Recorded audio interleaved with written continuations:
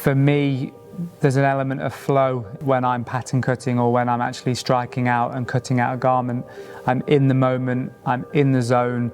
My brain isn't going off to think about what else I need to worry about or other things, so I'm very much in the moment. And it's the same for sewing. Sewing is a rhythmic motion, and once it's been done for a long time can be very cathartic and very stress relieving. For me, it's all about yoga. I try and do yoga every day, meditation every day. I'm Nicholas Simon, bespoke tailor.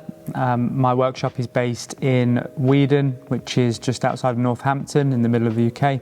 I'm a trained Savile Row pattern cutter and tailor, and I've been running Nicholas Simon since 2020, but I've been in the tailoring trade since 2008. I worked in retail for a long time, worked in small independent retail shops, and I also worked for Zara, one of the biggest fashion company on the planet. But I always loved tailoring, and as soon as I walked down Savile Row, I was like, this is the place that I need to work. It felt like home. Building the brand has been a real lesson, a real life lesson, because I have to do everything: marketing, accounting, sales. You know, I'm a pattern cutter, that's what I do. I measure and I fit garments, but I've had to learn so much more. I've had to understand what my values, what my ethos is, and I'm really trying to build that into my brand, you know, trying to make things more sustainable, trying to make sure I take care of my mental health whilst doing this. Having conversations about mental health with people has been a real part of my brand going forwards. For me, I use my business to have conversations with the gentlemen that I work with, to make sure that they have a space that they can come to and talk about whatever it is they might be going through. It's something I always struggled to find, was a safe space to talk about what I was going through.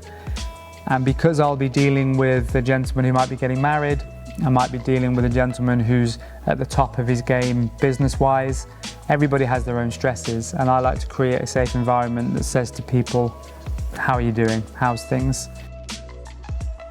I came away from the trip to VBC inspired to get creating, and I also felt that there was an element of responsibility that I've got as a tailor to take their fabrics and create beautiful garments. Like, I kind of see myself as the end of the line, and then I have to be the one to make it.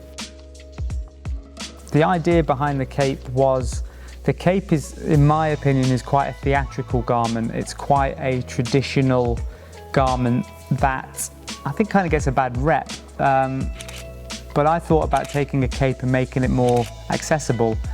It also has a protective feel to it. When if anybody's ever experienced putting on a blanket and wrapping yourself up in a blanket and feeling that element of protection, a cape does that. It really wraps everything up and hides everything from view. And for somebody who believes in positive mental health and people's mental health journeys, the idea of having a garment I can put on, wrap myself up in, pop the collar up and face the elements feels really powerful to me, really protective.